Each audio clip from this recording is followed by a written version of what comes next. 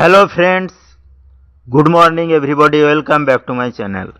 আশা করি সবাই ভালো আছো। আজকে আমরা আবারও দারুণ ইন্টারেস্টিং কিছু সাধারণ জ্ঞান বা জেনারেল নলেজ নিয়ে হাজির হয়েছি।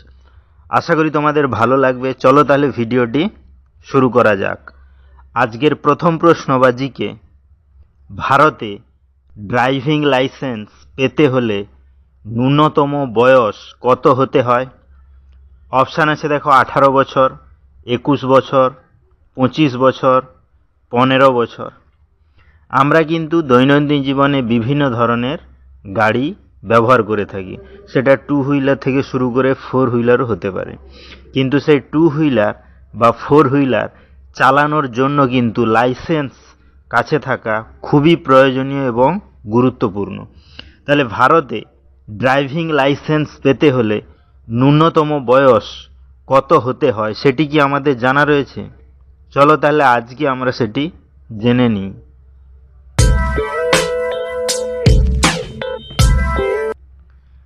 এখানে সঠিক অ্যান্সারটি হবে 18 বছর। অর্থাৎ ভারতে ড্রাইভিং লাইসেন্স পেতে হলে ন্যূনতম বয়স 18 বছর হতে হবে।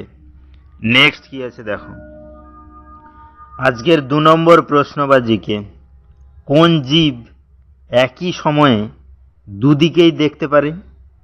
অপশান আছে দেখো, তোতা, গিরগিটি, পেঁচা, ময়ূর।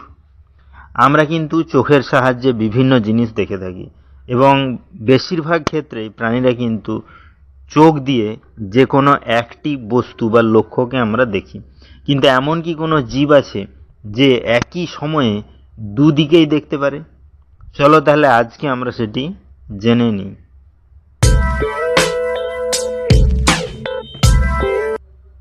এখানে সঠিক অ্যান্সারটি হবে গিরগিটি। অর্থাৎ গিরগিটি এমন একটি জীব বা প্রাণী যে কিন্তু একই সময়ে দুদিকেই দেখতে পারে। নেক্সট কি আছে দেখো, আজকের 3 নম্বর প্রশ্ন বা জিকে, মানুষের মাথার ওজন কত? অপশান আছে দেখো, 1 কেজি, 1.5 কেজি, 1.4 কেজি, 1.8 কেজি। আমরা কিন্তু জানি যে মাথায় আমাদেরকে পরিচালিত করে বা নিয়ন্ত্রিত করে। বিভিন্ন ধরনের চিন্তা ভাবনা বুদ্ধি কিন্তু মাথা থেকেই আসে। বিভিন্ন ধরনের নির্দেশও কিন্তু মাথা থেকে আমরা পেয়ে থাকি। তাহলে মানুষের সে মাথার ওজন কত সেটি কি আমাদের জানা রয়েছে? চলো তাহলে আজকে আমরা সেটি জেনে নিই।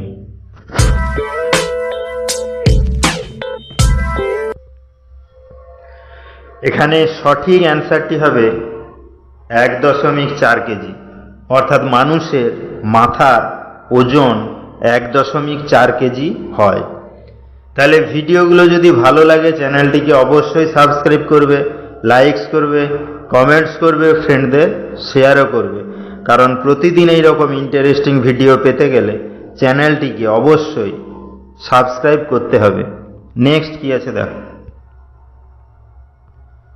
আজকের 4 নম্বর প্রশ্ন বা জিকে, ভারতের সবচেয়ে বড় পাগলখানা কোথায় অবস্থিত? অপশান আছে দেখো, কানপুর, দিল্লি, পাঞ্জাব, আগ্রা। আমরা জানি বিভিন্ন শহরে কিন্তু বিভিন্ন ধরনের জায়গা রয়েছে। যেমন কোথাও জেলখানা রয়েছে, কোথাও চিড়িয়াখানা রয়েছে, কোথাও আবার পাগলখানা রয়েছে, অর্থাৎ পাগল মানুষদের থাকার যে জায়গা। তাহলে ভারতের এমন কি কোনো জায়গার নাম আমাদের জানা রয়েছে যে জায়গায় সবচেয়ে বড় পাগলখানা অবস্থিত? চলো তাহলে আজকে আমরা সেটি জেনে নিই।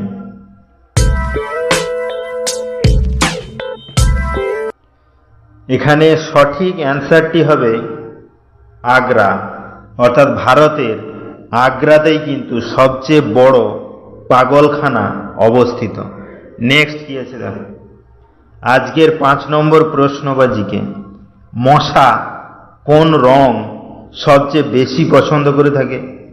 অপশান আছে দেখো, সবুজ, লাল, কালো, নীল। আমরা কিন্তু বিভিন্ন সময় মশা দেখে থাকি এবং মশা থেকে রক্ষা পাওয়ার জন্য বিভিন্ন ধরনের জিনিস ব্যবহার করে থাকি। কিন্তু মশা সম্পর্কে জানতে গেলে মশা কোন রং সবচেয়ে বেশি পছন্দ করে সেটি কি আমাদের জানা রয়েছে? চলো তাহলে আজকে আমরা সেটি জেনে নিই।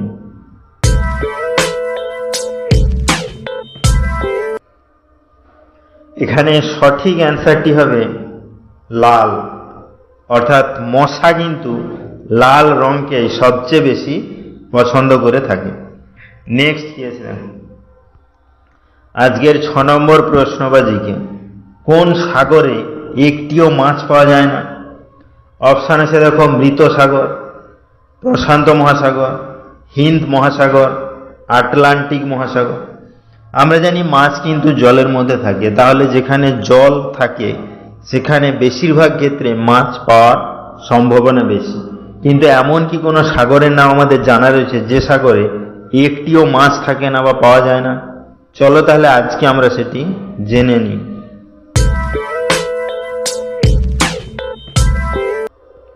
এখানে সঠিক অ্যান্সারটি হবে মৃত সাগর, অর্থাৎ মৃত সাগরে কিন্তু একটিও মাছ পাওয়া যায় না বা থাকে না। নেক্সট কোয়েশ্চেন, আজকের 7 নম্বর প্রশ্ন বা জিকে, সূর্যের আলো থেকে আমরা কোন ভিটামিন পাই? অপশান আছে দেখো, vitamin D, vitamin C, vitamin B, vitamin A. সূর্য কিন্তু সকল শক্তির উৎস, সেটা আমরা সবাই জানি। সূর্য থেকে যদি আলো বা তাপ আমরা না পেতাম তাহলে কিন্তু আমাদের অস্তিত্বই মিটে যেত। তাহলে সেই সূর্যের আলো থেকে আমরা কোন ভিটামিন পাই সেটি কি আমাদের জানা রয়েছে? চলো তাহলে আজকে আমরা সেটি জেনে নিই।